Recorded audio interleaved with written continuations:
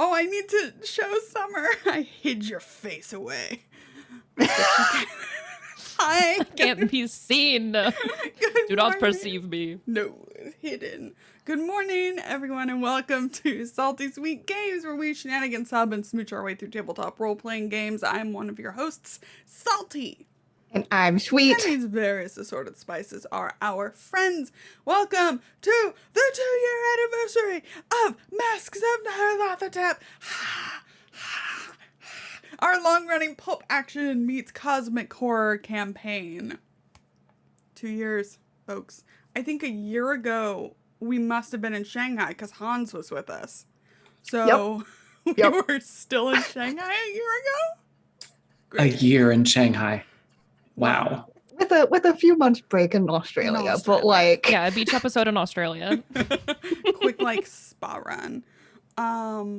So, before we go around and say hi to everyone, we have our channel shout-outs to do. Firstly, a ton of thanks to our sponsors, starting with Roll20, a virtual tabletop of choice, which unites gamers across any distance with easy-to-use tools that run straight from your web browser for free. We are part of their Spotlight program, which highlights indie tabletop creators all across the interwebs. 2 years. 2 years of Tommy's Rolls. It's special. It's like a special thing. Oh, yes. Roll20 is dark mode now. You can't tell because the rolls for Call of Cthulhu have always been dark. But there is dark mode now. It's happening.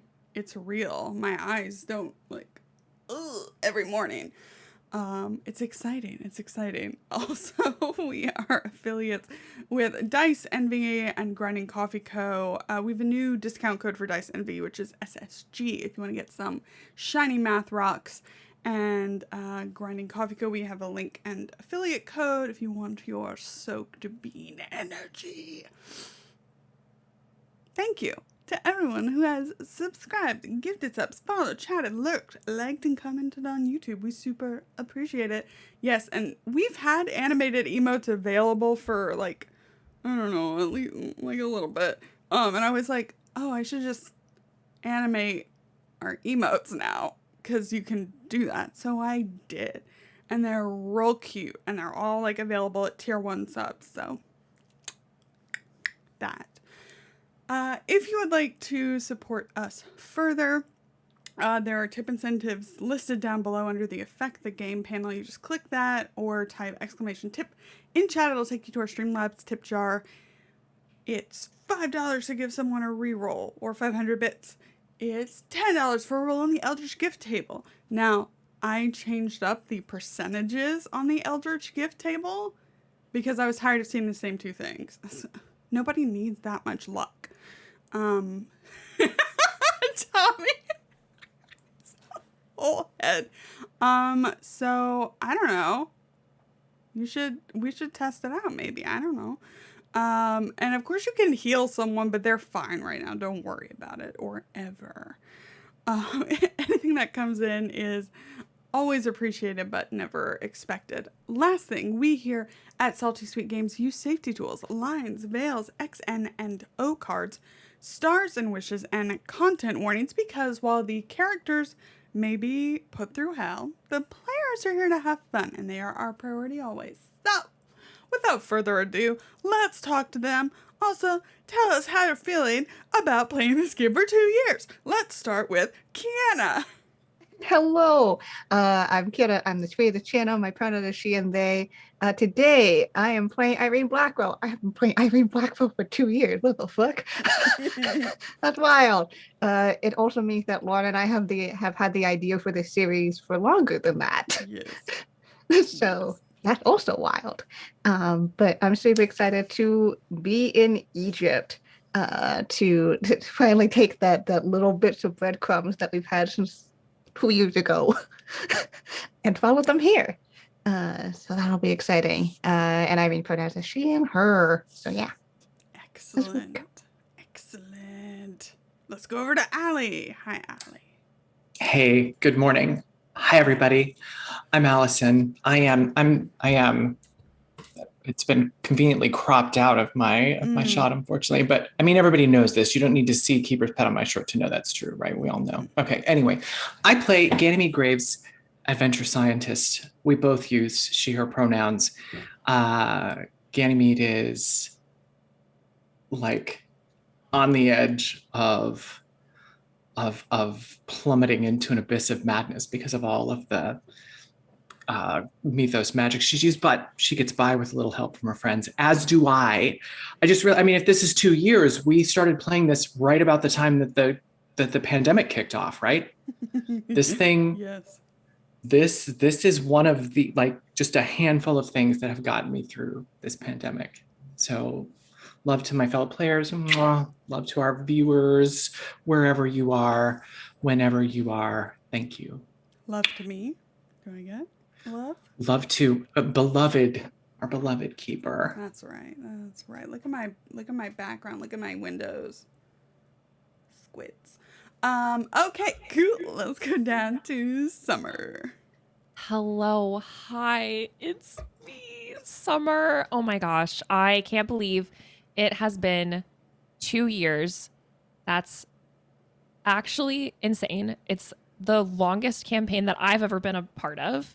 And while sweet baby Charlie could not be here with us today, we are in the same area as him. And I think that that is enough. Charlie is somewhere in Egypt. We're in Egypt. He's basically with us for the 2-year anniversary. But today I'm going to be playing Ava Cowles. She uses she, her pronouns. So do I. And she has a lot of trauma and a little bit of telekinesis as a treat. You know, you win some, you lose some. And yeah, very excited to still be with the party. Imagine. Couldn't be me. I'm so happy. Yay. 2 years. Excellent. And last but not least, it's Tommy. Oh boy, 2 years. Jeez. I mean, how many campaigns last 2 years, you know? Like, just in general, even home games. Like, I've rarely ever played something that lasts more than a year with home games. So this is amazing. I'm Tommy. I play Zebulon Augustine Claiborne Montgomery III. We both go by he, him, and he's he's kind of vibing now at the moment. He's just kind of, rolling with the waves, as they say. Excited to go to Cairo and hopefully wrap this all up so he can, go back home for the first time in a while. He is getting a little homesick, I would say. But man, 2 years. I mean, I can't believe it. I love this. I love the game and I love the group so much. I'm so excited. We are really here. Let me play some music. My favorite track. So, we've been playing for 2 years, but if you are joining us for the first time or for the first time in a while, this motley crew is trying to stop an apocalyptic event from occurring. Their journey started when their good friend Jackson Elias was murdered for investigating the infamous Carlisle expedition, the members of which were all formerly presumed dead. Since then, they've uncovered a global conspiracy involving various death cults who all worship different aspects of the same eldritch god. Many names, many forms, but all the same end to one end. This has taken them from Peru to New York, to England, to Shanghai, Australia, back to Shanghai, and now to Egypt. The cults were working together to build a machine to tear open the sky and make way for their god Nyarlathotep and countless unfathomable hungry beings, but our heroes have stopped that part of the plan. However, it ain't that easy. The cults in Africa, and perhaps elsewhere, are still very much thriving and preparing for the great ritual on January 14th, 1926, excuse you, a mere 129 days from your arrival in Cairo on Monday, September 7th, 1925. Last time we wrapped up Shanghai. Ganymede and Zeb reconnected and comforted each other. Irene squared off with Jack Brady, and Ava learned some magic. A repentant Madame Lynn was able to see Charlie through the use of one of her remaining artifacts, and you pieced together all the clues you had left, landing on Egypt as your next destination. Ganymede has a contact at the Egyptian Museum, Dr. Ali Kaffour, who has made arrangements for you, and Anthony Chang tipped you off about another ally and member of the League, Nigel Wasif of the Cairo Bulletin. The Shanghai group will be attempting to perform the Eye of Light and Darkness ritual there, while you set off on your month-long journey to Cairo. So,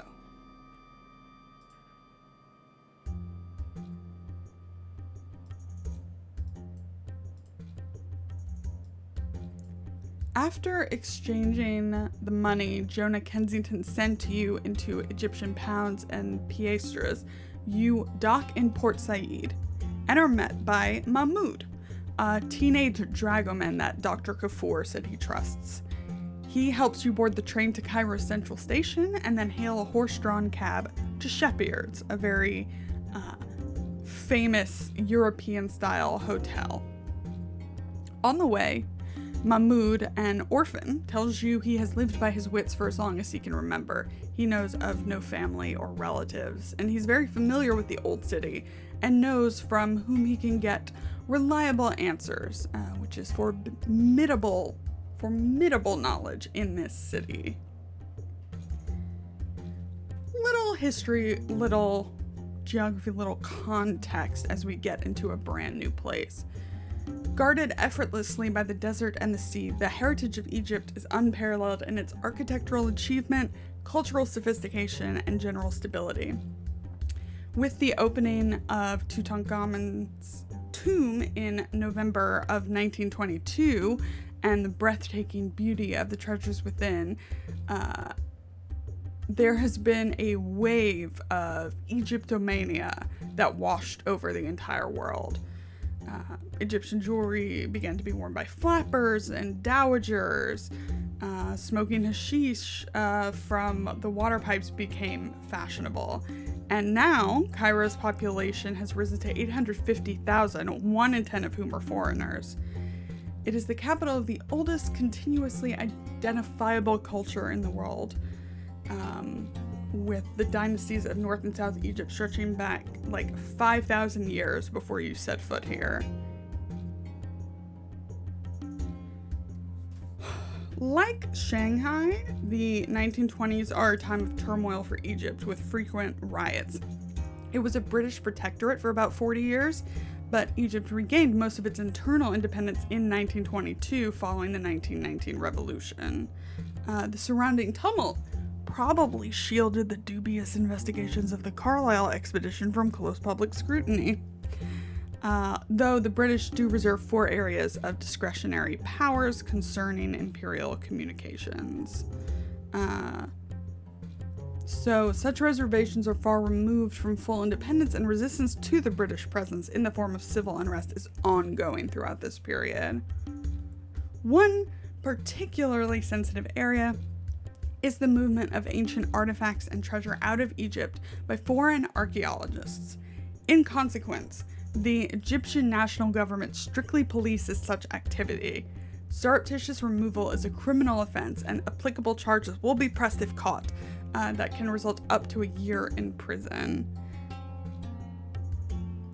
It is possible to obtain a license for the shipping of antiquities from the Egyptian Museum if the authorities can be convinced that the items in question are of minor historical interest. As can be expected, there is a thriving black market trade in such licenses, be they forgeries or carefully adapted genuine articles. On the west side of Ezbekiya Garden are most of the European-style hotels in the city, including the world-famous Shepherds.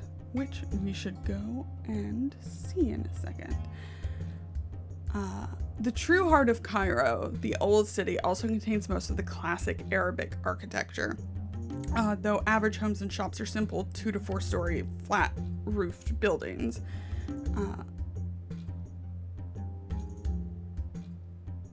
So, Shepherds. Oh, thank you, Hawk. Thank you. Anniversary edition vitamins. Yeah, thank you. So let's head over where you will also see the 2-year anniversary art that we commissioned. So here we go. Whee! There it is. There it is. It's so beautiful. It's so beautiful. This is by Avery, by MattBat, the best. We're so cool. Look how cool we are. You do look very We are cool. so cool. And hot. Who's that guy on the far right? Oh, know. right, that's Charlie. Sorry. I don't know who that Sorry. is. Never Who seen that man is before. that? Is he? But Shepherds. I want to show you. It is Kienna's background, I think. Take a good look at it. So, very European style. This strikes you as you arrive with Mahmoud. This strikes you as the kind of place that Charles would love. It's opulent. Ganymede, you think Dr. Kuffour probably chose this hotel, thinking you were coming here for the same reason many Westerners do. Yeah. But you are shown to your room to freshen up. It's very hot outside. Like, we're on the tail end of summer, but it still can get up to 100 degrees Fahrenheit during the day, and not that much relief at night.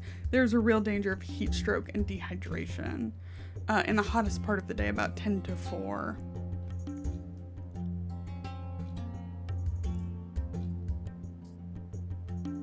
So, you are shown up to your room, and you were told that Dr. Kuffour and your other guests are waiting for you in your private dining room.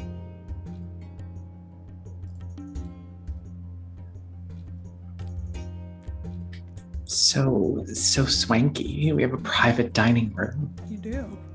I love it. I think that Dr. Kuffour also chose Shepherds because my parents honeymooned here.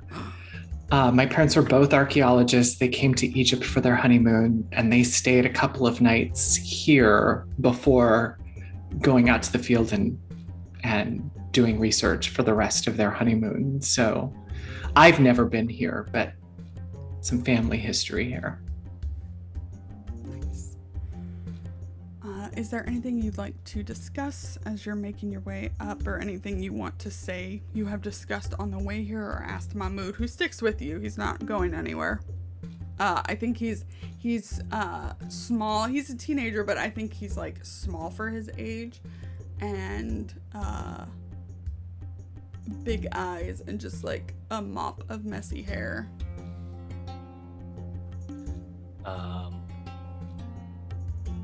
I'm guessing we don't have the penthouse since we don't have Charles.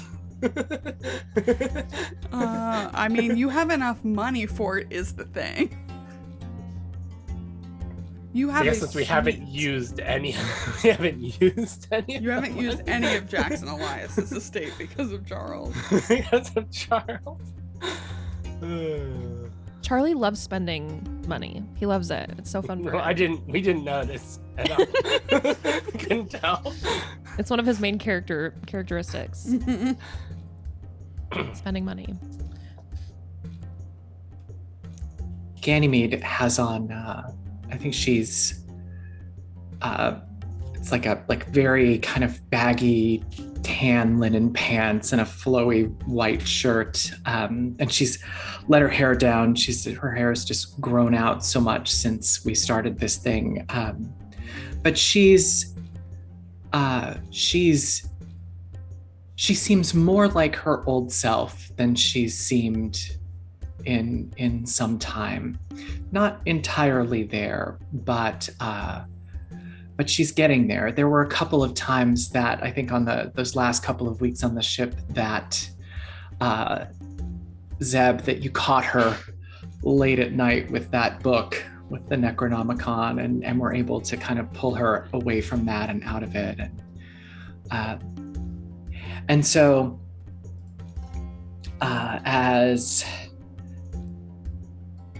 so she's kind of, I think she's kind of full of energy, and she's been talking with Mahmoud and asking tons of questions about what's going on in the city and what expeditions have come through and are in the field, and what he knows, and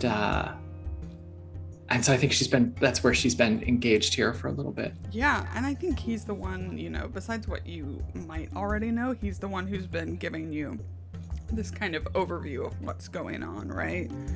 Yeah. The only expedition he mentions is the Clive expedition, who I don't know how much he would know about them, although he's heard about them. The reason he brings it up is because there was a robbery at their first excavation site, and then they moved. He doesn't know the details, but he knows there was a robbery.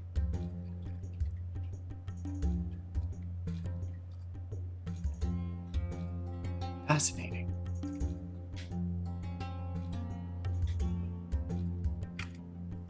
All right. Okay. So,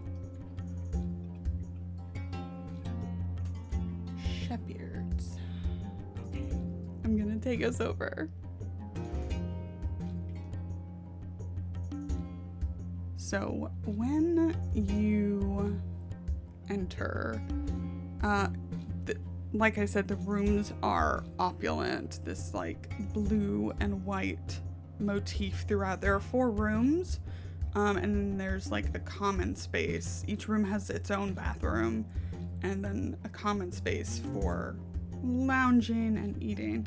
But as you approach, you hear laughter and like chatter of several people.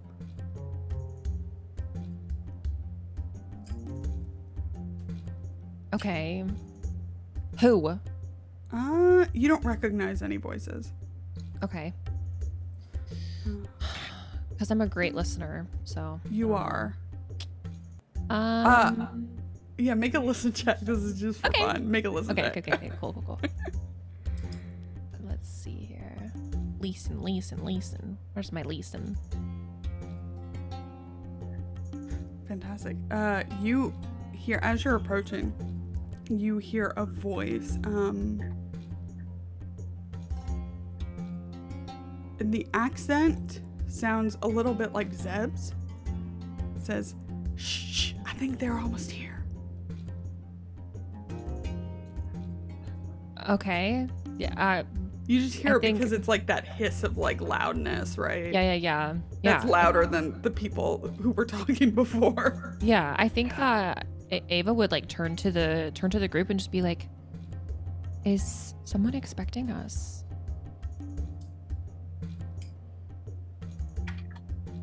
I think everyone who was expecting us is with us right now. With the exception of Professor Kafua. That's true. Oh, I just thought I heard something. Like somebody was. And she just kind of stops. In our room. Was it in our room? Private. Yeah. It was in the private dining room. Yeah. All right. Like you've Everyone walked into starts this. getting- Yeah. Just Zeb starts pulling out the brass knuckles. Just This is not the first time we've been ambushed in a hotel. Yeah. Like, or seeing someone else ambushed in their room. Yeah. So I think Ava just kind of like points where she heard the voices. Mhm. And me, you got your I mean, I don't even know why I'm asking that. Zeb's gonna go to the door. Yeah. Okay. Yeah. Yeah, He's it's gonna- very quiet now. Like, Yeah, he's gonna look at Ganymede and start making him slice the pie. Yeah, right. And he's gonna grab the handle and he's Mhm. gonna open it so that it lets sort of Ganymede have a clear view. okay, great. Okay. 3, Yeah. 2, 1. Whoosh. When you kick open the door, many of you see many familiar faces. Sir Edmund Graves, Ganymede's grandfather, and Beatrix Oakley, John Craig, Annabelle Claiborne Montgomery, and a new face to all of you except Zeb, but the resemblance is remarkable. She is kind of sitting back in a pair of trousers, smoking, because smoking is cool in the 20s. So, and of course there is an Egyptian man, Ganymede, who you will immediately know as Dr. Kafur. But as you walk in with your shotgun level, they all start to say, "Surprise!"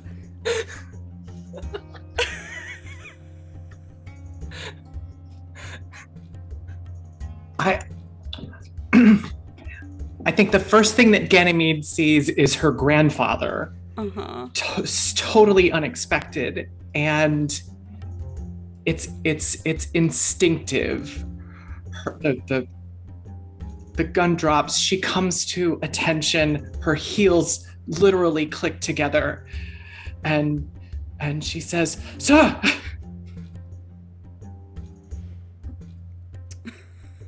I think he does it back to you, because of course he does. Little salute and everything. But Beatrix runs over to you. Yeah. And just starts fussing over you. And she reaches a hand up to your hair. What's happened to you? And Ganymede's eyes are all teary. She set the shotgun down on a side table, and she holds the embrace for a long time. She says, "It's a long story. How are you all here?" Well, when you sent me that telegram from Shanghai, I just knew. I knew something was off, and I knew you needed us. And I'm very efficient. We beat you here. That's pretty impressive. It is indeed. And Ganymede leans in and kisses her hard on the cheek, and she can't walk. She kind of cute jogs her way over to where Annabelle and John Craig are. And they're sitting next to each other, right? Mm-hmm. Or standing next to each other. And she just kind of falls into both of their arms.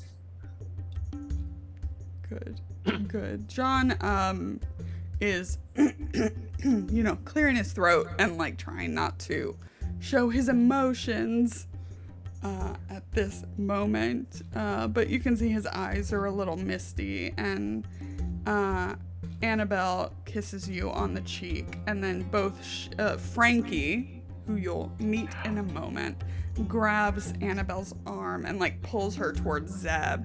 And they both descend upon him. Again, it's kind of the look of like semi-abject horror, right? Not like just like surprise. Yeah. And all that.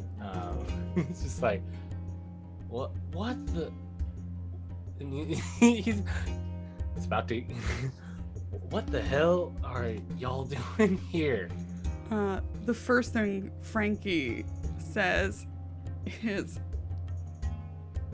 Do you think she has more of a transatlantic accent or a southern one too? Frankie? Yeah. Probably a more southern one. Yeah. Yeah. Frankie and Zeb are very, very similar. What is that thing on your face? What thing? What do you mean, what thing? Annabelle, what does he mean, what thing? I believe she's referring to your... I think it's nice. I think it's really nice. Zeb's just like, Zeb wouldn't, he's just like,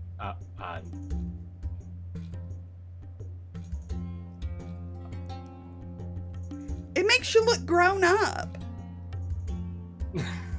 Zeb wouldn't like process that they're talking about. You don't know what they're He just saying. wouldn't.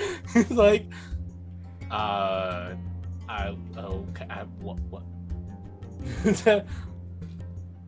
I don't know what you're talking. Zeb's just like grabbing his face. Is like, what? What's on like, it? what? Frankie leans in and whispers in your ear, we are referring to the hair that has sprouted out on your upper lip.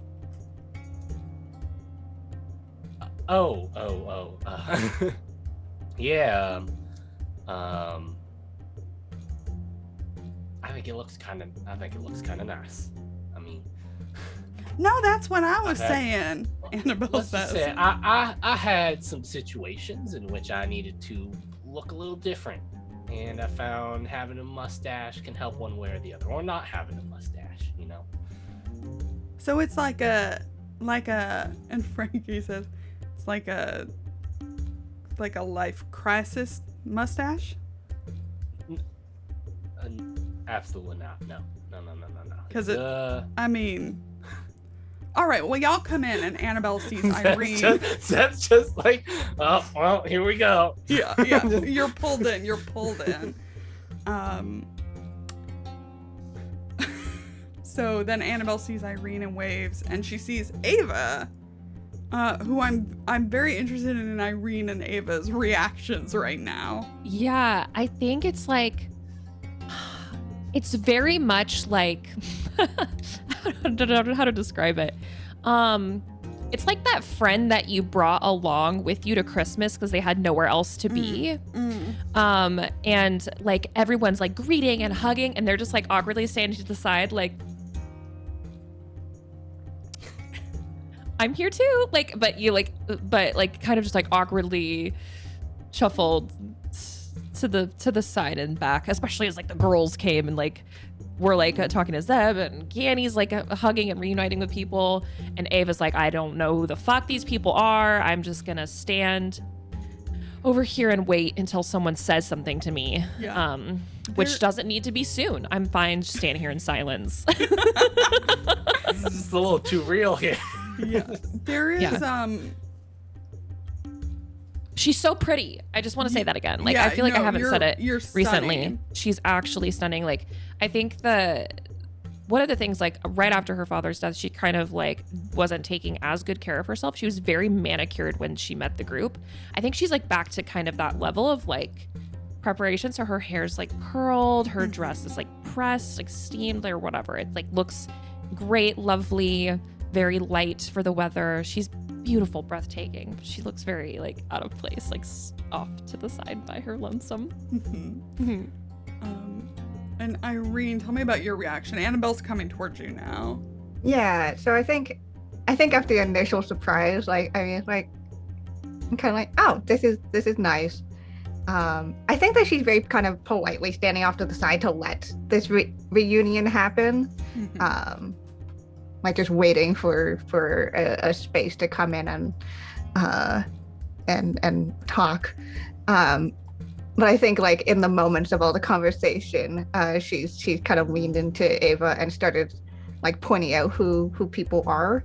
Like, oh, so that's Ganymede's grandfather, and he helped us over in when we were in England, and those two are Well, that one's Zeb's sister. I think the other one is just based off of resemblance. So she's kind of just like trying to like fill a little bit of the awkward silence and also and like not just so we that's the deep end. Yeah. Good. Annabelle heads over to you, Irene, and gives you a hug, and you see Ava like also stunning. The thing that strikes you about her is, well, two things, I think. Her outfit is, it's like couture. She's wearing couture. Yeah. And there's something in her eyes that makes you think that she's not, like, though she looks kind of removed, like everyone here looks kind of removed from the experiences you've had, but there's something about her that feels like she's seen shit. Okay. You know? Yeah. And yeah, she'll hold out her hand to you to shake and says, I'm Annabelle Claiborne Montgomery. I'm Zeb's older sister. Nice to meet you. Ava Cowles. I met the group in Australia. Would you go to Australia, Zebulon? I think we're gonna need a couple drinks for that one. She shrugs and turns back and looks you right in the eye, Irene. Where's Charles? Everyone just had the same face.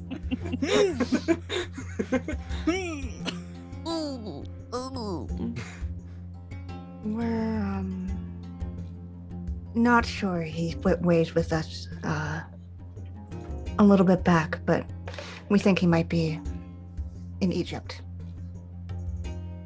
Oh. And she like leans in to you and says, Did something happen between y'all?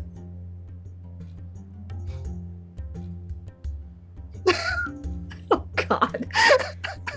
Ava's just standing like right here, like looking back and forth between them. Like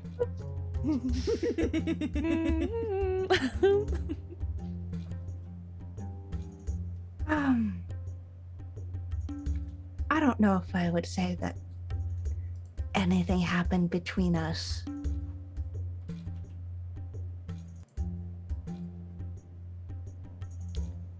All right. Well, food is on the way. I'm so sorry, Annabelle. Whatever. They pull up. Ganymede. Yeah. Ganymede desperately wants to spend time with John Craig and with Annabelle, but tradition and propriety demand that she talk to her grandfather first.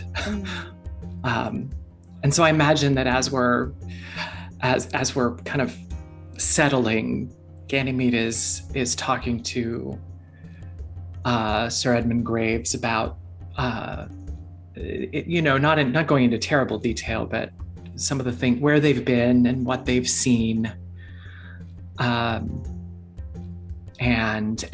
hoping to get a bit of a, we don't have to role play it, but hoping to get a bit of just where they've been as well. Yeah. The Daring is kind of her home and her family, and hoping to hear from him what's been going on. But in her heart, she's just like, oh, I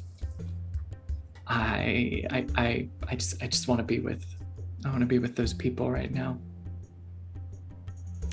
Yeah, so I just like want to know where everyone's sitting for like no reason. Ganymede is right in between the two of them. right in between Annabelle Oh, and okay, I'll put you back here. and and John Craig. Yes. I have two hands. 2 hands. Zeb, are you between your sisters? Yeah. Do you have I a imagine choice? I imagine Zeb is between his sisters. Mm. So he's on the other side of Annabelle and then Frankie on that side. What about you, Irene? I'd imagine that she would have made an effort to sit next to Ava, so she wasn't just stranded between two strangers that she Sure, doesn't yeah, know. Yeah. I was gonna say that Ava's like kind of like Irene, my new best friend. Yes, like, bestie. yeah, like kind of clinging to Irene because it seems like from her take, it's like Irene is the most on the outside of this group of people, Yeah, other she than is. herself. So she's like, Irene, I'm gonna just hold on to you, a person I know. Perfect. Yeah. And So wherever introductions are yeah, there's- made. Yeah. Yeah. Of course. Yeah, so where do you two want to be? I can shift people. I need to know just for like stuff. just because. That's a good question. The seating's very Ah. important. Oh. I kind of love to sit next to Ganymede's grandfather on my Oh, other that's fun. side. On your what side? On my other side, whoever, because Irene's Oh, on right. on one. So yeah, I think that he's got an air about him, you know. He does. He does. And he's like an older gentleman, kind of reminds her of her dad, like a little bit. Yeah. Just kind of that same. Yeah, so I think she's just like, this seems like a safe bet. He doesn't seem like he'll ask me that many questions, and I love that for both of us. So Irene, do you want to be by Beatrix or Dr. Kafur? Who's like, let's see, what do I have? So you know what Yeah. Dr. Kafur looks like. Who's this man? He's a wonderful man. I will show you his portrait. So he's in his 60s, kind of short and thin. You can see he's very excited, a little fidgety, even like he's like helped organize all of this, as the one who kind of arranged your travels. And he's been talking to Sir Edmund. But yeah, he looks very excited and intelligent. Yeah, I'll sit next to Dr. Kafur. That seems fun. Yeah, Edmund doesn't like to be apart from Beatrix, honestly, so that works. Boom. Oh, getting so cozy. Look how cozy it is. This really feels like that I got pulled to someone else's family event, so I'm gonna gravitate towards the older people in there. Yes. Have I met? Tommy, has Ganymede met 100%. Frankie before? Definitely met Frankie before. Okay, yeah. If you've ever been in port, like, because Frankie and Zeb were like, Frankie is like less than a year older than Zeb. So they pretty much grew up together. Definitely when you met Zeb when he was younger, you would have definitely met Frankie at some point. Awesome. Okay, yeah. Because they got in a lot of trouble together. I love it. So, food is brought in by the hotel staff. Lots of different kind and many vegetarian options. And it starts to smell just really, really good. And I think at some point, as everything's going around and like champagne is brought up, it's like a little party.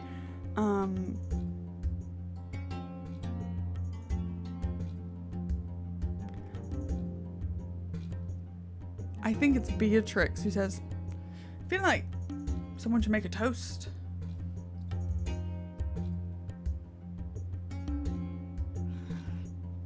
we've lost the person who makes toast in our group. Yeah. Oh. I kind of feel like we all, maybe at least Ganymede too, that's the first thought that comes to her mind as well. And she's trying to sort out the protocol in her head here. Like, my grandfather's the oldest, he's the most ranking, Dr. Kafur is the host. Maybe we're the guests of honor. What? I think She's having a Zeb hard at time this figuring point this out. probably like stands up with a glass and looks around, says, well, I think I can speak for all of us who just arrived that we are mighty surprised to find y'all here. Pleasantly surprised. Quite nice to see some friendly faces around, friendly and familiar faces around, and some new ones. And he'll nod towards Dr. Kafur.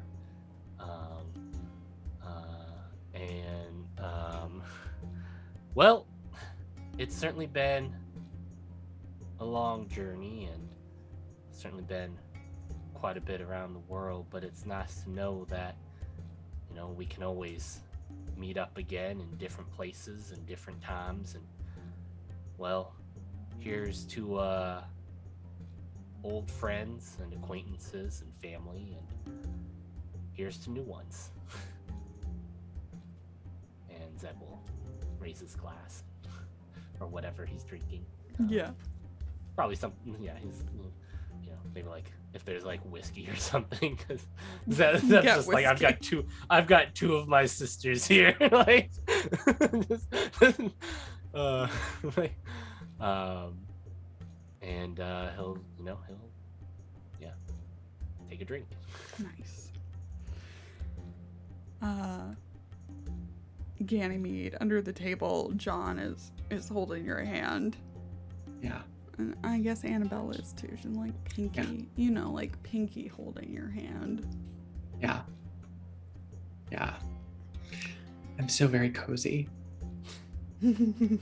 So, the hotel staff are constantly in and out, so many that there are no repeats until toward the end of your meal. But if you would like to talk amongst yourselves, anything you want to know, Dr. Kafur is a great resource for what's going on in Cairo right now.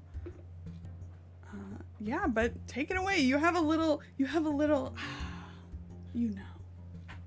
relaxing.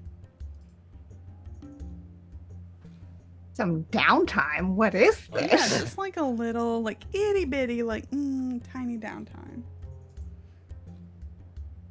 Zeb will definitely talk to Frankie. Yeah. Because it's been a minute, and probably Key and Annabelle whenever it seems appropriate, but yeah, that's what Zeb's doing, and we can have that conversation if you want to jump into that. Zeb will sort of like lean over to Frankie. How's Lottie? Oh, we're in kind of an off again position.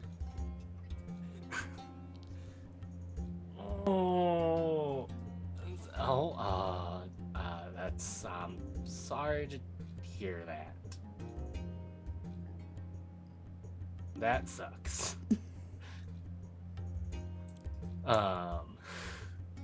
Yeah, she doesn't look like she wants to talk about it. Yeah, Zeb probably has picked up on that. So what do you I guess you decided to come out here? Well, how it kind of went down is Annabelle came home for a while, but then she recovered, and Frankie kind of looks at you. It doesn't seem like she knows exactly Yeah, Zeb's like towing this line.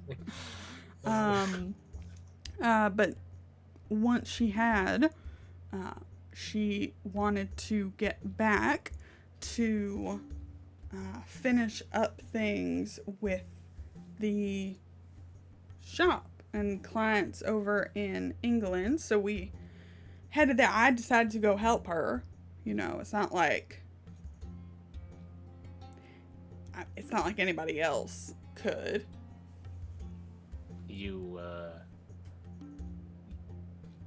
Zeb's just like, you were helping her with her shop? I was supporting, I Zeb will turn to Annabelle like, you are an absolute saint. and she laughs. Hey, thank you for those gifted subs.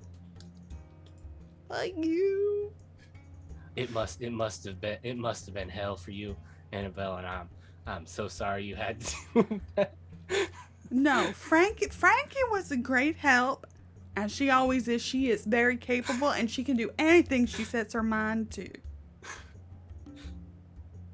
Zeb like winks at Annabelle.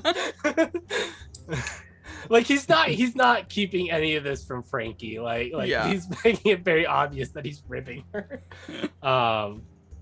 It's like, well, I guess welcome to Cairo. I guess I'm the one being welcomed to Cairo since I think you got here before me. But how long y'all been here? Oh, just a few. Like, when did we get in? A few days ago, if even. Oh, that's nice. Zeb's definitely a little, like, not out of sorts, but definitely like, he's like, oh god, now I have two sisters here, and he's like, just, he doesn't know how much he wants to have either of them, particularly Annabelle after what happened in England. Yeah. And oh man, he's just like, how's the family doing?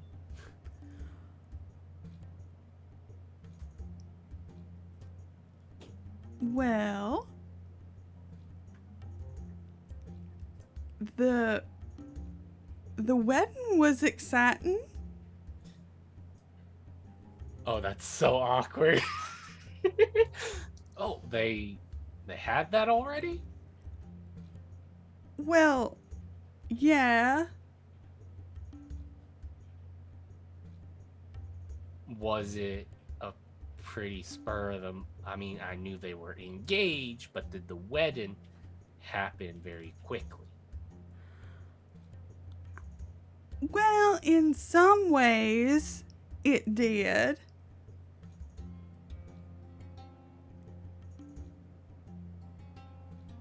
Well, it's, they got engaged. Zeb's not picking up on what? It needed to happen quickly because something was, it was hard. We Well, I wanted need to have a conversation with Mr. Rossi. I mean, he's your brother now. And Frankie snorts. I think Ganymede kind of does too. Yeah, Zeb still hasn't picked up on the subtext here yet. It was just listening and watching and just like, oh God, when is he going to understand what's happening? Irene had picked up immediately, and this is very awkward. I think Ganymede feels a little bit bad for Zeb and kind of leans into the conversation and says, and so when is the baby due? You see Zeb like his brow furrows for a moment and then look at me like, am I gonna need to have a conversation with Mr. Rossi? With your brother? Frankie's laughing. He's your brother too. Yeah, that's why I'm laughing. Man, I should. Oh. Is she happy? She is pleased as punch. She said that she was glad that it happened so soon so she could, while she was so, you know,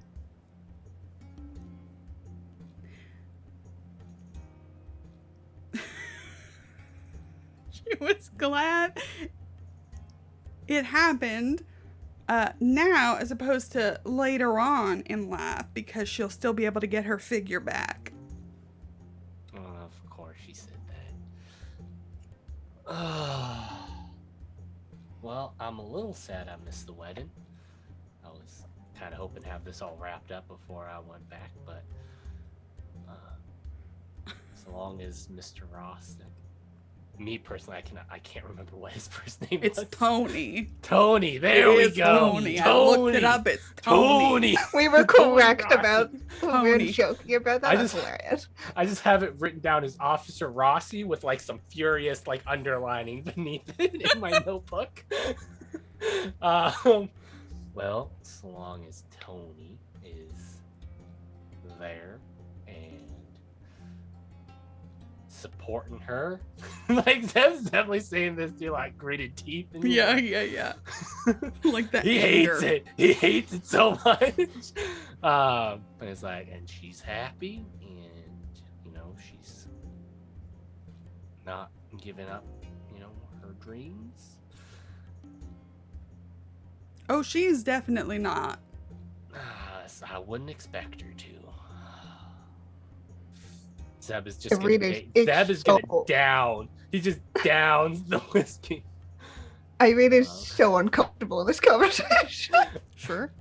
And I imagine we could probably, I don't know, maybe Zeb's just downing his drink and pouring himself another one at this point.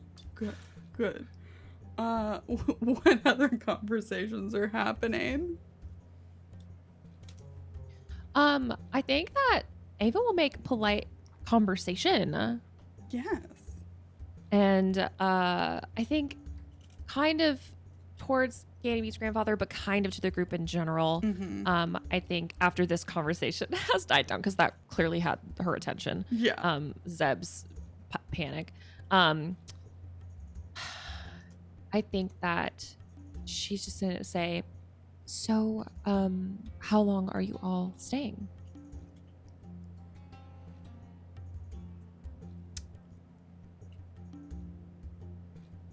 I think, as you were probably right, Sir Edmund is not really a chatter.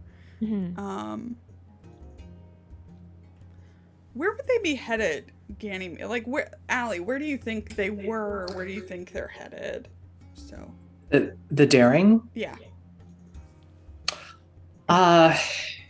If he's here, I think they were. I think they were in Gibraltar, the sort of the western, the mouth of the Mediterranean, and headed to the Canary Islands for a biological survey. Okay. So, presumably they'd be going back after this, or onward somewhere else? The daring, you mean? Yeah. Oh, okay. So, sorry, I didn't understand. Is it at Port Said then? Mhm. Ah, okay, got it. Though I suppose you would Yeah. have seen it, but no. I might, maybe. Port Said is a big, busy port, you know. Yeah. Why would you be looking for it? Right, exactly. Yes. So yeah, that's helpful. So I think then that they would be, the Canaries. I like that. They're out to the Canary Islands for a biological survey. So Sir Edmund says, well, we want to be headed, my vessel, the Daring,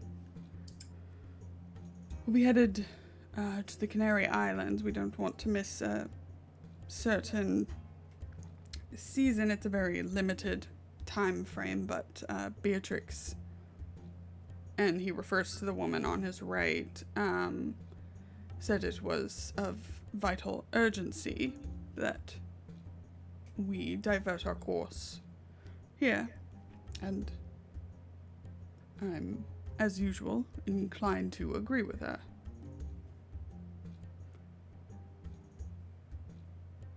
Ava just kind of like nods, sips her drink. Ganymede looks to Ava and says, "Yes, Beatrix, you should know, was my nanny, and sometimes imagines that she still is." And I wink at Beatrix, and then I look back at Ava and say, "Which means that she's likely to tell you no end of embarrassing stories about my childhood. You should believe about a quarter of them." She's got a bit of a twinkle in her eye. Yeah, Ava kind of smiles. I think this is such a different tone for the group than she's ever seen before, and especially for Ganymede specifically. Like, since Ava has known Ganymede, she has been kind of dark. Like, there's a cloud that hangs on her. Yeah, she's edgy, you know? And so I think, like, yeah, I think that the mood is definitely infecting her a little bit and kind of like lightening up her own spirits. Just kind of seeing these people with family is something she's not used to, obviously. Yeah. I think at some point during this extended meal, things kind of get shuffled around again. Like people moving back and forth to catch up. And I think at some point Frankie heads over to kind of between Irene and Ava, probably shaking you out from your comfort zone a bit. Like she actually like squeezes between the two of you to introduce herself.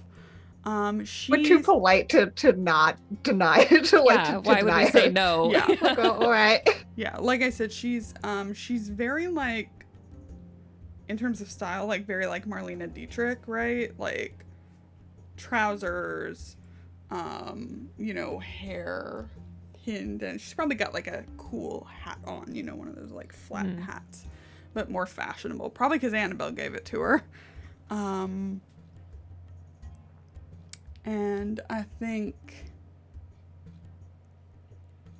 think she turns to Ava and says, "So, what's your story? Do you smoke?" And she like holds out one for you. No, I don't. Thank you. My story.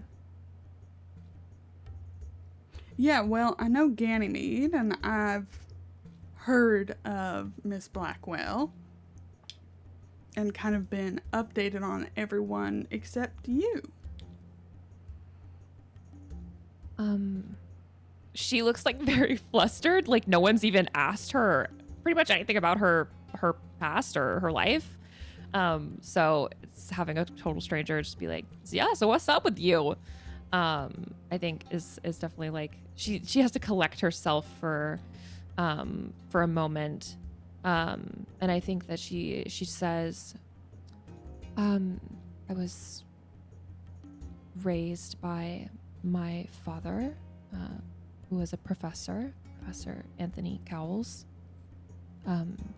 and spent pretty much all of my life traveling with him while he worked on his research.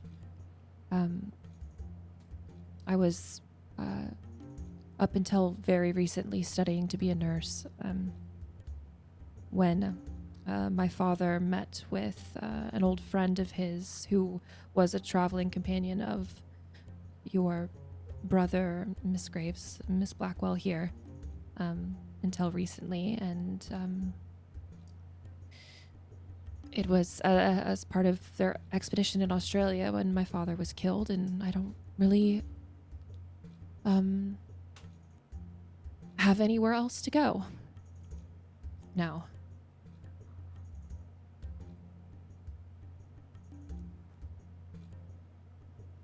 Are you sure you don't want to smoke?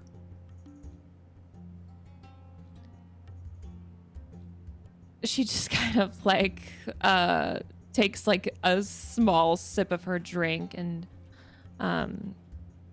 she says, I'm all right. Clearly not all right in her face. Yeah. Yeah. So I think Frankie,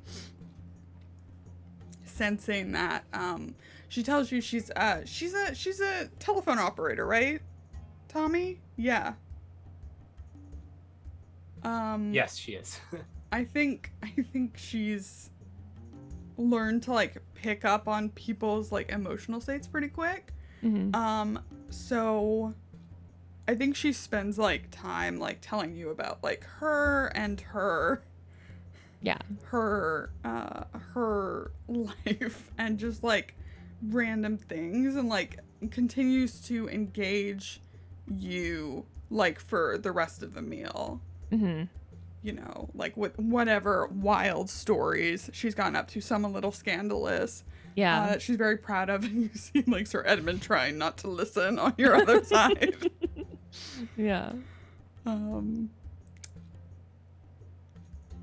What about Irene? I mean, yeah, I'm curious to talk to Dr. Kapoor. Hell yeah.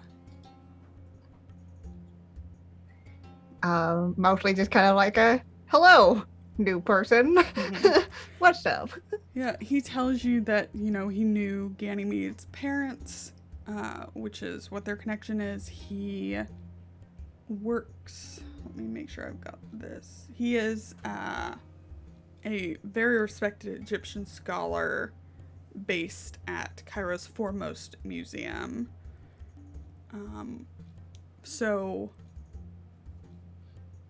yeah, I think he's very excited to like share things about, you know, his home city. Yeah. So he's giving like little pieces of advice, like ways to behave like if you are in a mosque, and how the streets are kind of laid out because you know, you don't know, it's probably confusing, especially if you don't speak or read the language here, which most of you don't. Like, he speaks English and French and Arabic, but like the predominant language is Arabic. So depending who you're talking to, you know, it's kind of like when y'all went to Shanghai and it's like it was a specific, like, specifically, you know, Shanghainese. There wasn't like a general thing. So there's lots of things being spoken about. Cool. I actually would like to ask him about the old quarters. Sure. And specifically if he's ever heard of if he could point out where the Street of Jackals is. Oh, sure.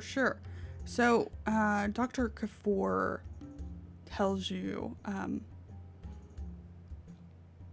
so particularly in the old city, it can be very narrow, crowded. The carriages and motor cars won't make it down there.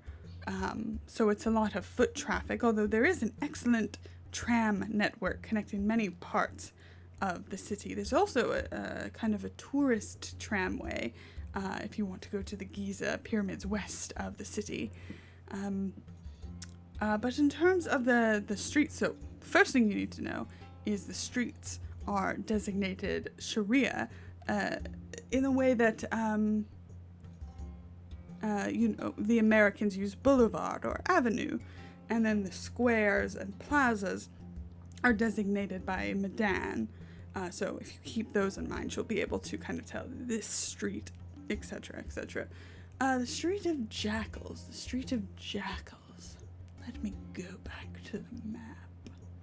Let me take a look at He'd it. be like, hello, let me pick up the one address that I know.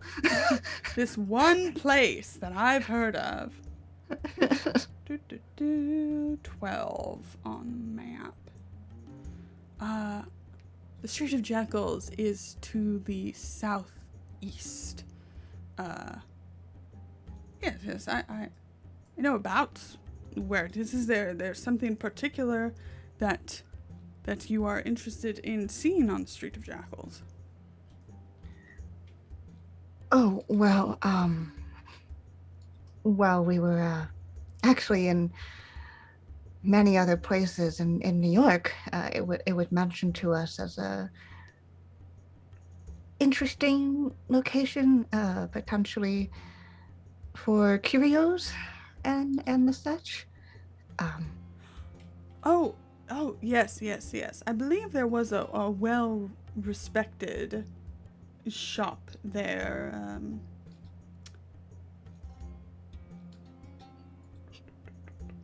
Mahmood, and he calls over to your dragoman, who has like been just like walking around, eating off the table, lounging on like the really cozy things, just having a grand time. And Man's just vibing. yeah, Mahmood is vibing.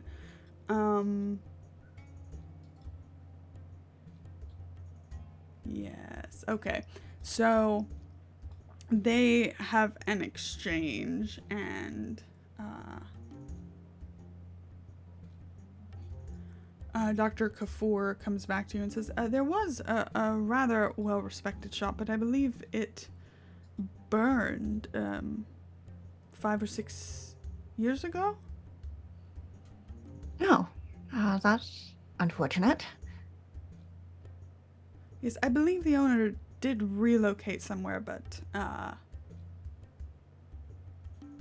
don't know off the top of my head. Oh, no, that's quite all right. Thank you. No, first you would be time. licensed, though, if you're looking for that specific shop. I don't know if you are. But anyone who sells antiquities would be licensed and therefore could be looked up.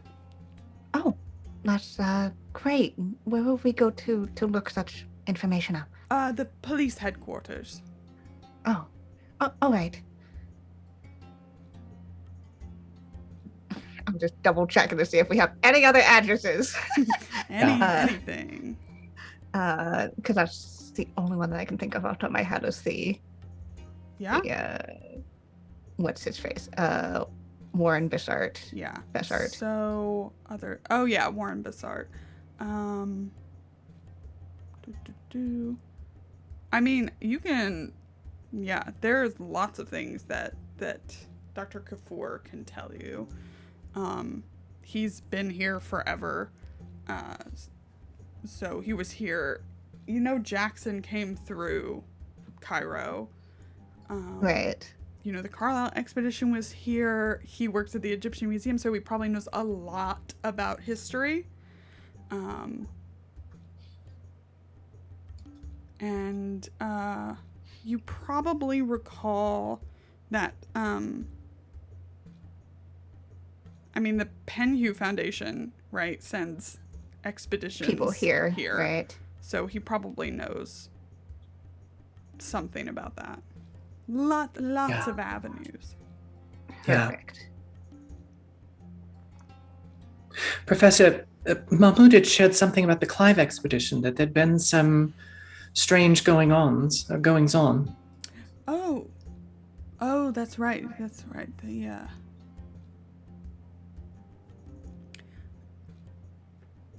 It's a kind of a recurring theme with the expeditions that the Penhew Foundation sends over. I believe we've had 10 they've sent 10 since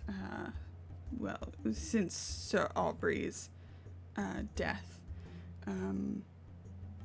And always strange happenings, deaths, disappearances, some suicides.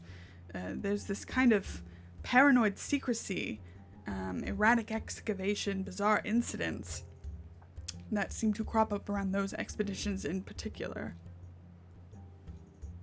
But yes, the Clive expedition. Where are my newspaper articles?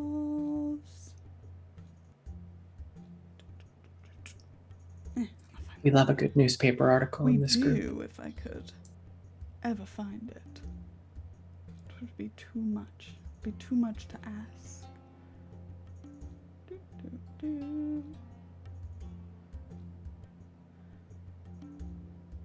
I think he basically... Oh, no, I know what he knows.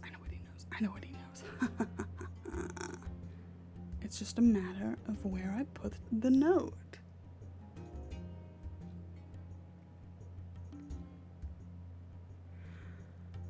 So, yes, the Clive expedition uncovered kind of hidden tomb. They found a mummified body, and then it was stolen in the night.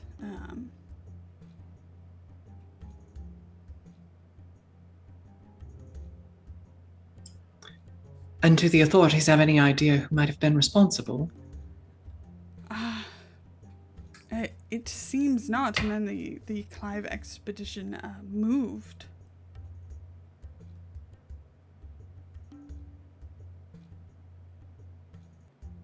It was all very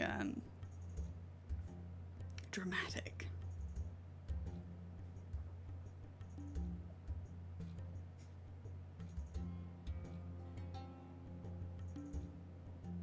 They were excavating at Giza in the Mycerinus's pyramid, the third and smallest of the Great Pyramids. Ganymede makes eye contact with Zeb across the table. We know that name. Yeah.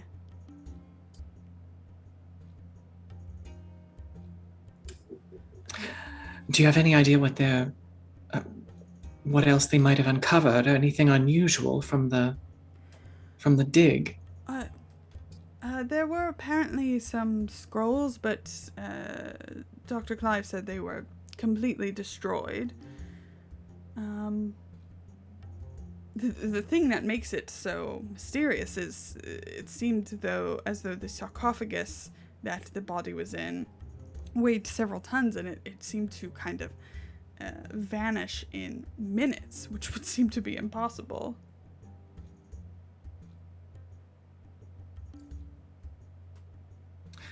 You mean that it was stolen almost immediately after it was excavated? Soon after, yes.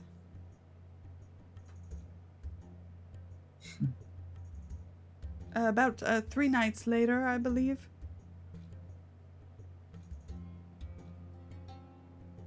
There were, of course, rumors, people talking about who it might be.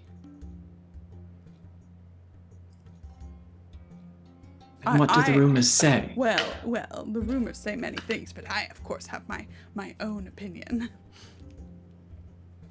Do you want to know what my opinion is? I would trust it above all others, Professor. He's very excited. I believe that the unidentified mummy recently stolen from the Clive expedition at Giza was undoubtedly the remains of a beautiful and evil ruler. One who had been buried alive, but of course no trace has ever been found of her until the Clive expedition uncovered this room.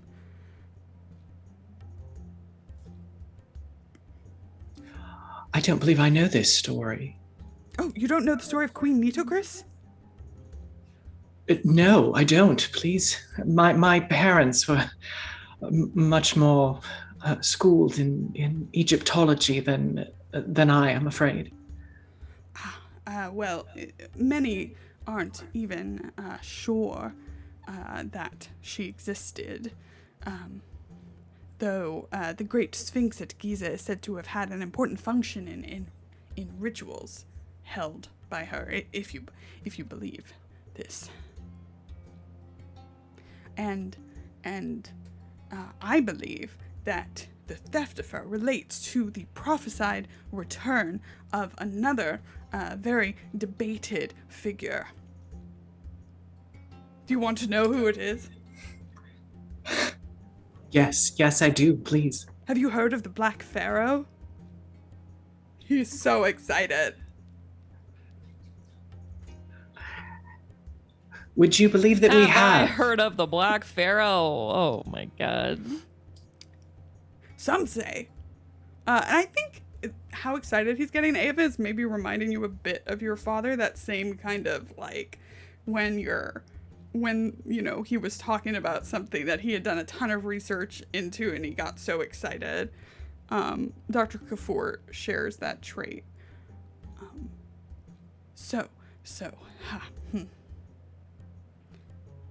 At the end of the Third Dynasty, a man known as Nefren-Ka came to Egypt. Nefren-Ka was a powerful sorcerer. He brought madness and death to his enemies at the flick of a finger. The stories say that he came from an ancient city in the deserts of Arabia, whose name was Iran, the city of pillars. And that sticks out to you, Ganymede. That place has been mentioned in that book you've been reading. In the Necronomicon. In the Necronomicon. All who knew of this city held it in dread. Nefren-Ka revived the worship of an old foul god known as the Black Pharaoh, and soon Nefren-Ka and that god were interchangeable in the minds of the people, and the sorcerer became known as the Black Pharaoh. Now, no one can really distinguish between their deeds and legends, if you believe in it at all. For many years, the Black Pharaoh fought with Zozer's successors of the Third Dynasty for control of the land, and so great was the power of the pharaoh that no record of them now remains. For a time, Nefren-Ka ruled the Nile and its peoples, but then Sneferu rose and founded the Fourth Dynasty, and with the aid of the goddess Isis, thwarted the evil magic and slew Nefren-Ka. So now he's talking about magic, and he seems to believe it, but we all know that's legit. I think Frankie, Sir Just downing Edmund, another drink. Beatrix are like, even John Craig a bit is like, And then Dr. Kafur continues, remarkably, a pyramid was built at Meidum by Sneferu's command to contain the sorcerer's body. I speculate that this perhaps insulated Egypt from the still potent magic within the corpse of Nefren-Ka. However, the Meidum pyramid collapsed, you know this, Ganymede, and a second, which was already under construction, was hurriedly repurposed. The second pyramid is now known as the Bent Pyramid at Dashur. Records imply that Nefren-Ka's corpse was removed from Meidum and placed within the Bent Pyramid, but exploration of the site has discovered no trace, despite rumors of a hidden chamber within. There's also the Red Pyramid at Dashur, also attributed to Sneferu. This pyramid is said to guard Dashur lest Nefren-Ka rise from the dead. When Sneferu triumphed, all traces of the Black Pharaoh were to be stricken from the land, but nevertheless, worshippers remained and schemed for the evil one's return. And then they were driven south into the swamps beyond the Sudan. And then in the Sixth Dynasty, the cruel Queen Nitocris was thought to be in league with a new cult of the Black Pharaoh. Though the proof of this is subjective, but I believe it to be true. Also, the Black Pharaoh is sometimes called by the name Nyarlathotep. Zeb just starts, like, he's been drinking this whole time, and he just starts...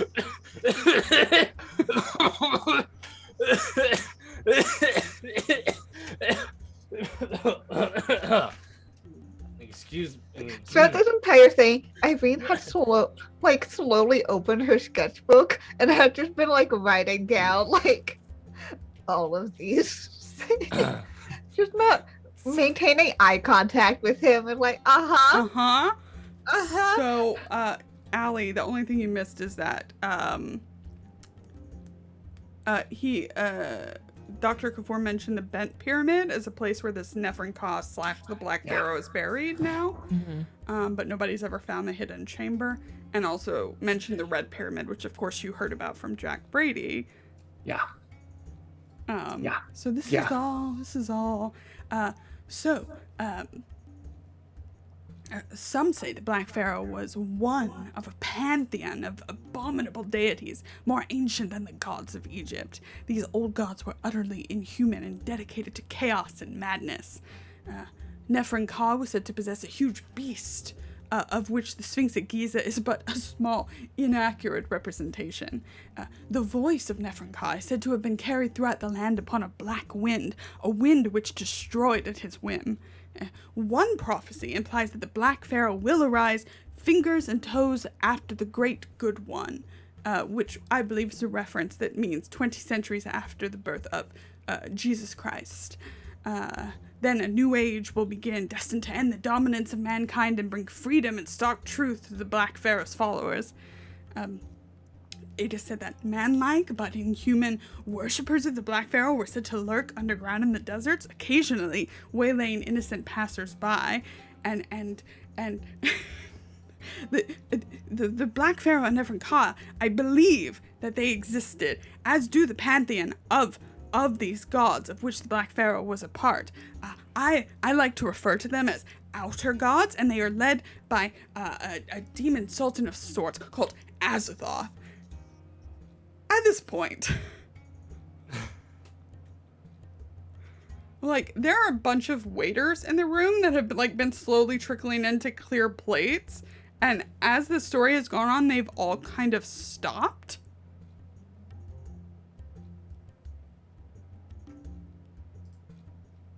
And there is just silence hanging in the air for a moment. And then one of the waiters begins to clap.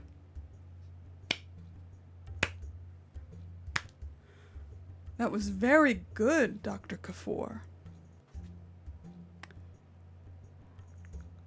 And you see all the waiters in the room. There are, how many would I say there are? Like 10? Wouldn't ambush us in this. I wouldn't ambush you. Where is Charlie, who is never surprised in combat? Where is he? With all of our loved ones. Where is he? He's certainly not here, but you know who is here? All these cultists. You wouldn't come into our house on the day of this joyful reunion. On our 2-year anniversary, On our and 2-year nonetheless, anniversary? you would ambush us. And ask me to do murder. So, now looking around, you don't remember these waiters being the same waiters that, like, started off. It's like they've been replaced. And this main one, we'll say this one looks fun.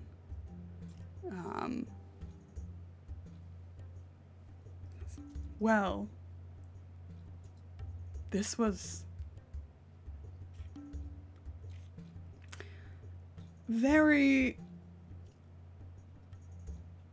entertaining.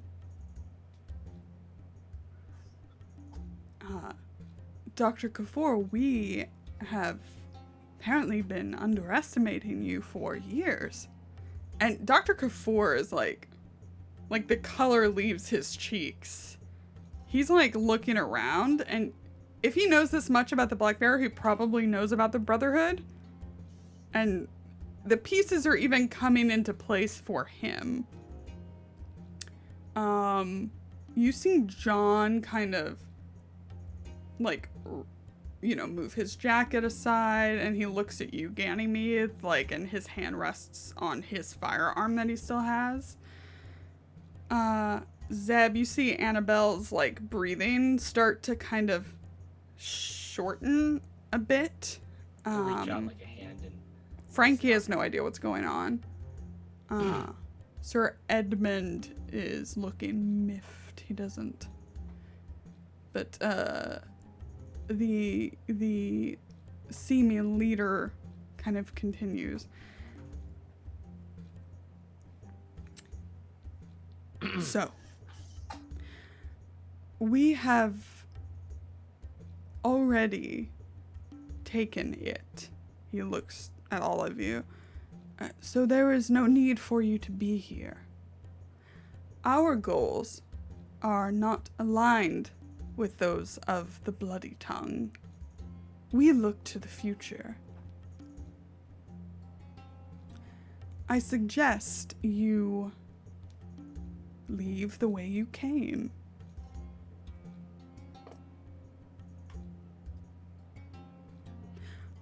Unless you want things to get messy. And Irene, you know, you have great vision. Oh, they're all armed with knives, like big old knives. Of course they are.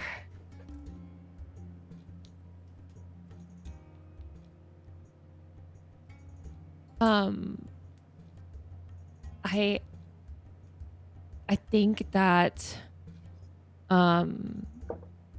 Ava kind of just pipes up like out of nowhere.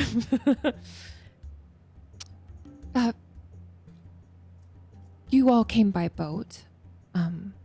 We could leave today. Ah, the brains of the group. It wouldn't be too much trouble. We haven't even unpacked our things.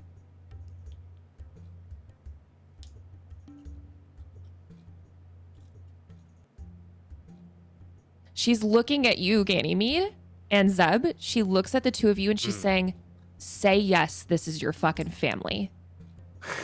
Like, this is your family. Say yes. And above the table, Ava is thinking, get them on the ship, they can leave, we'll stay. Say we're leaving, get everybody on the ship, they can leave, we'll stay. Yeah. The other know? thing is that they just told us to leave here.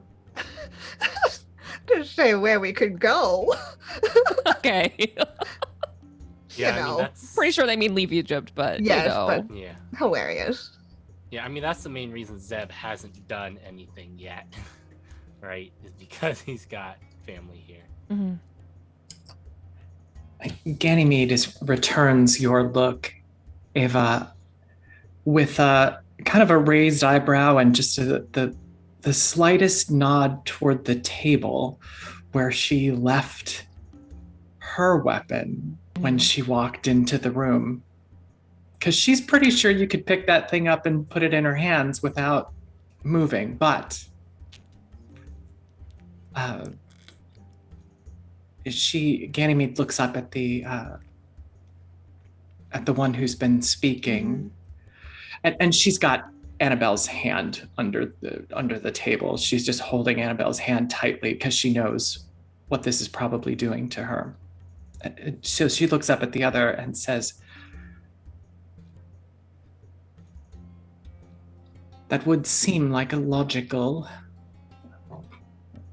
course of action.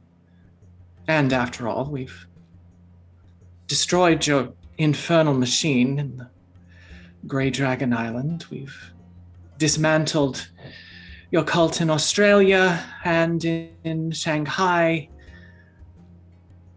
To be honest, I'm not sure well, I'm not sure that you actually pose the danger that you seem to imagine that you do." He has a nice, you know, deep laugh at that.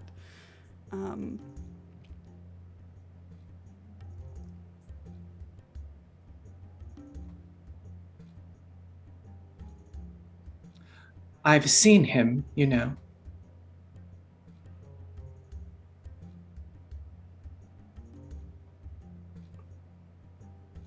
You're Black Pharaoh.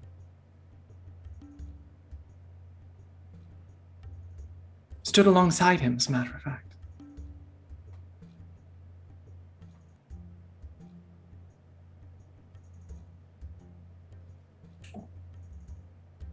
And do they have 90% of the cults we have found have had some form of marking or some form of like, this is. Oh, yeah. I would love to see if I can see anything on them. Sure. That's a good call.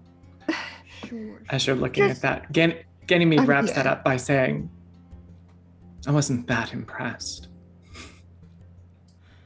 It's just like they're not aligned with the bloody tongue, and that's what they said. Our goals are not aligned with those of the bloody tongue. Yeah, so that's what's throwing me off right now, and that's why I want to see what if they've got anything on them that would indicate what group they might be a part of.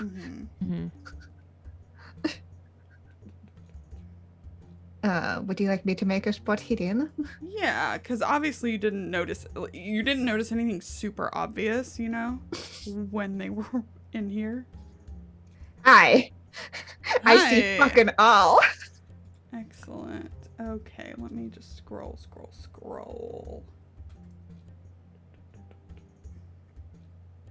Yeah, and I think Ava's kind of like setting her things aside. Like she's like very obviously preparing to be like, let's go. Let's just leave. Let's just not do this. Yeah.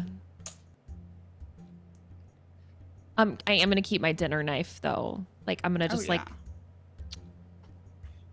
tuck it up the sleeve of my dress.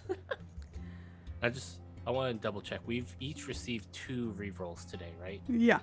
Okay. Oh, should I mark those? I updated the boon list. Okay, perfect.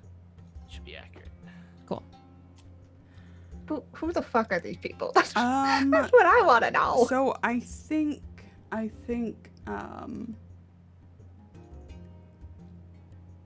as they're all kind of like shuffling and like waiting to know if we're like attacking or if we're holding, you see one of them kind of like roll up a bit of their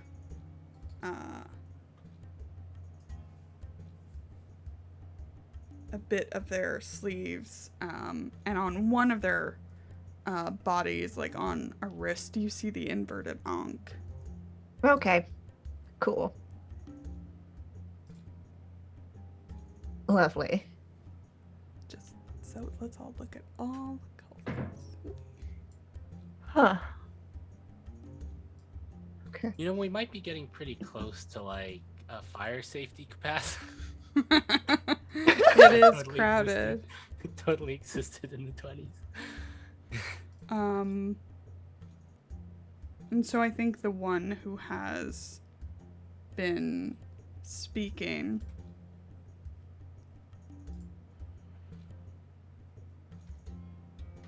says, well, if it's all decided,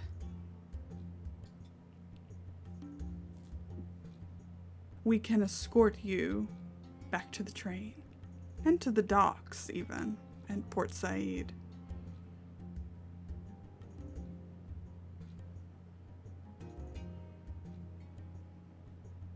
I don't believe that will be necessary.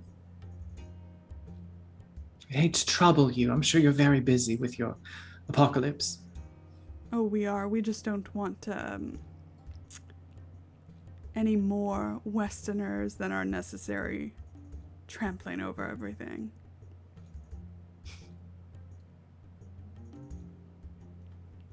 Well then, your understandable distaste. We would hate to cause you any further discomfort. Why don't you be on your way and we'll be on ours. He steps up closer to you, Ganny. Would I pick this one?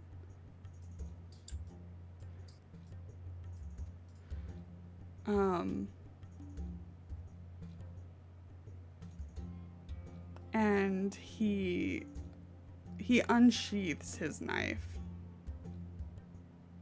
He's not holding it at anyone. He just unsheaths it.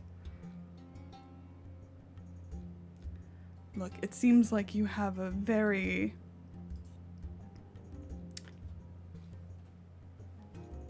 special group of people here. We wouldn't want anyone to get hurt. I look back over my shoulder. Forgive me, what was your name again? I don't have a name for the cultists. I didn't think you talked to them much. My name is Cultist Number 1. Cultist Prime. I'm like the main cultist, okay? I'm the talking cultist. I'm the cultist with a voice, okay? Don't ask me questions. I've got a speaking role. Cultist cat. I was the This is I his was the only one that was line. given the stick this time to speak. yeah. His name is Omar. Yes. So Ganymede says, Omar, have you ever had to fight for the lives of the people that you love the most in the world?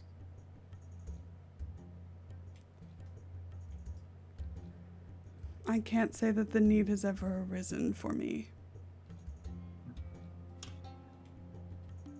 Well, if it had, you would know that there is literally nothing that you wouldn't do to protect them. Does that include leaving?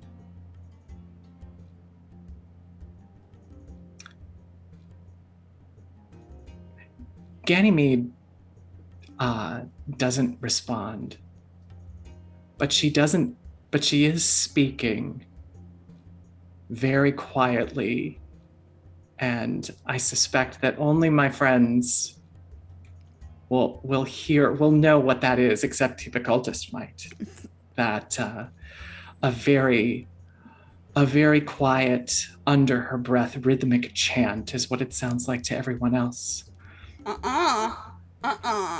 Omar, as you start doing that, he points the knife at Annabelle's throat.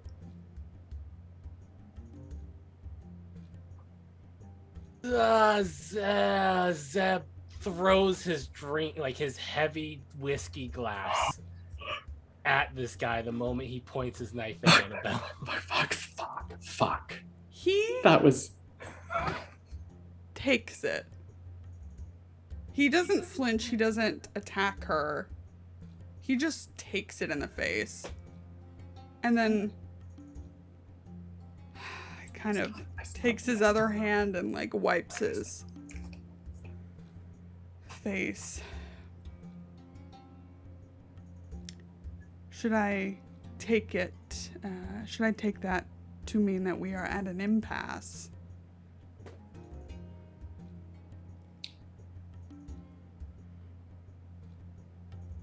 Ganymede has stopped.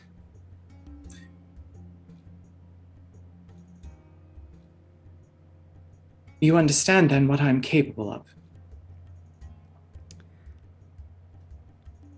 We have some idea, Miss Graves.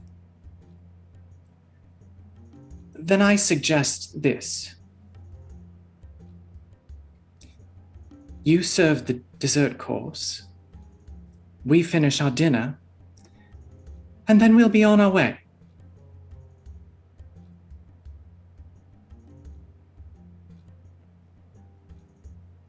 We will escort you.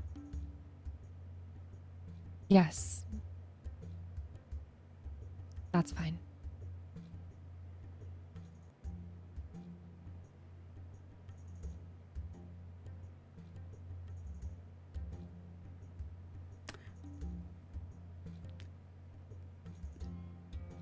Ganymede, I need a persuasion, fast talk, or charm. I'll take any.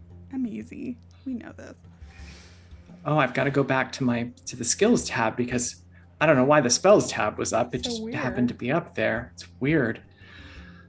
All right. I think charm is my...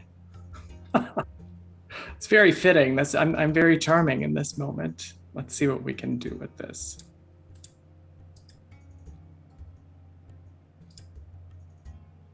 I'll use a reroll. Damn.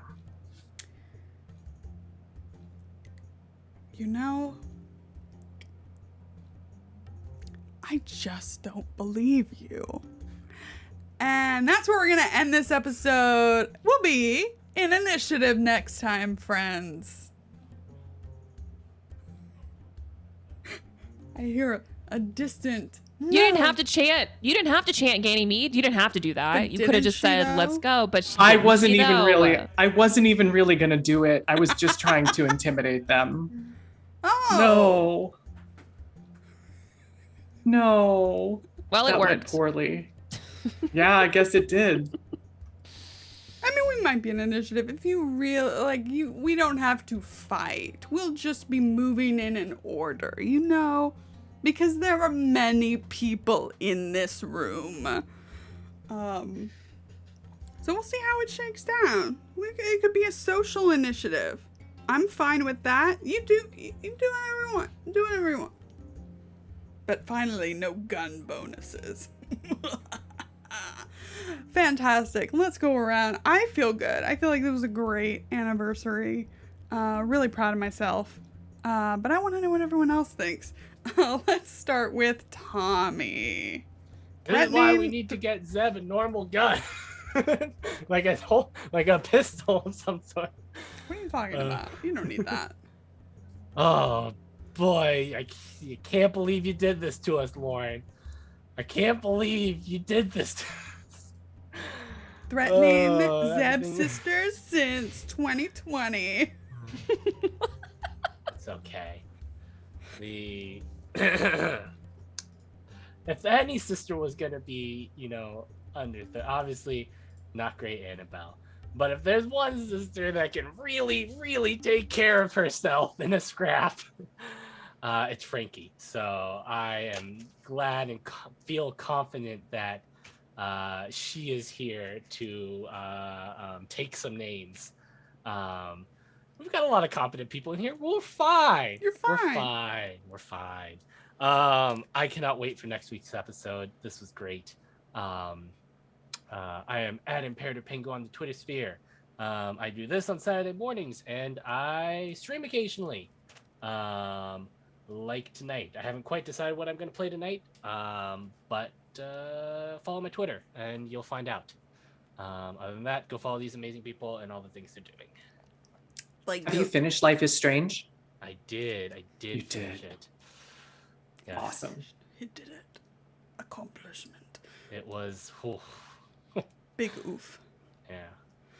Excellent. Excellent. Let's go over to Summer. Oh my God, so crazy. I tried to avoid this situation. You still could. You still could. We still could I because just I love saying Ganymede- we're going to be an initiative at the end of an yeah. episode. I get Ganymede, excited.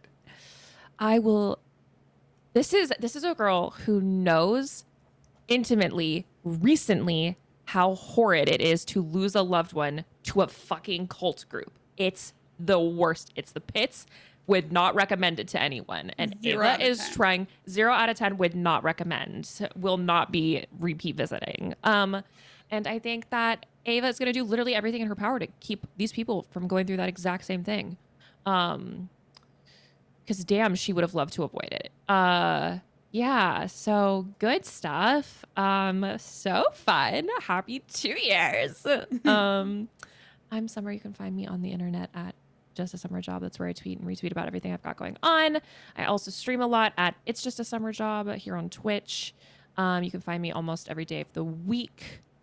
You can find me here every Saturday losing my fucking mind. Oh my God. Holy shit. What? Oh my God. All of just, today. Oh, okay. Incredible. Let's go up to Allie, who's never done anything wrong in her whole life. Wow. You didn't do anything wrong. I love you, baby. I love you, baby. I love you. This was I said it in our Twitch chat. This was like a beautiful little present from our keeper to us for the 2-year anniversary. and it's just super precious. Despite the fact that we're all now under this terrible threat, I'm still super cozy with my characters, all the people she loves in the world, all there right there around her. And it's gonna be a long week. I'm not sure how I'm gonna make it, not knowing how this is gonna turn out. At least I have lots of time to think of a way out of this. Sorry, guys. You can find me right here.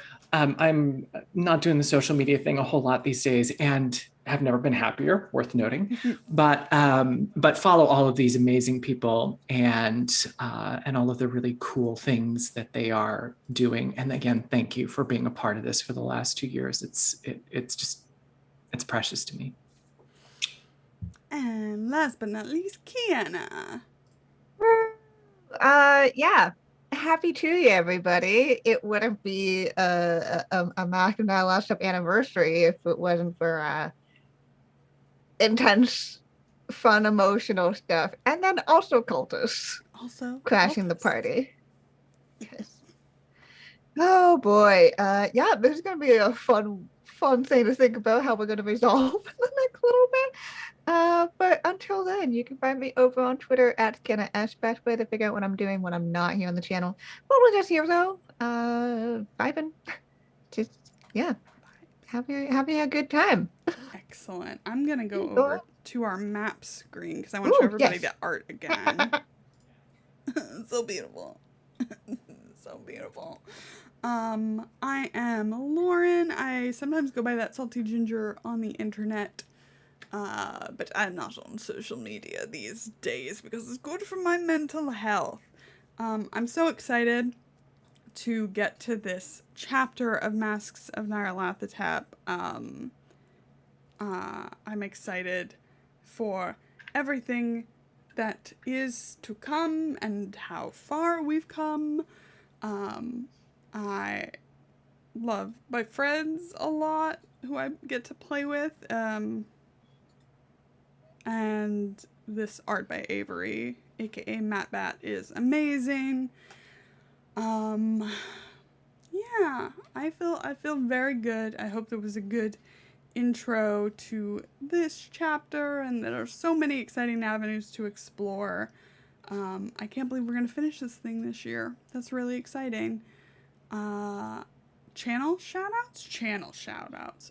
Thank you to our sponsors, Roll20, Dice Envy, and Grinding Coffee Co. Thank you to everybody who tipped today and who chatted and just like for being here with us. Thank you to everybody in the future on YouTube who have been watching us over the years. Love seeing the comments and everything over there. So if that's it, who's live? We must go raid a friend. Send the love. Invert's raiding. We'll go raid Invert. Go for a raid our friend Invert180, who's super awesome. So please give all the hype and love, and we will see you next week. Wait, bye everybody. Goodbye. Goodbye.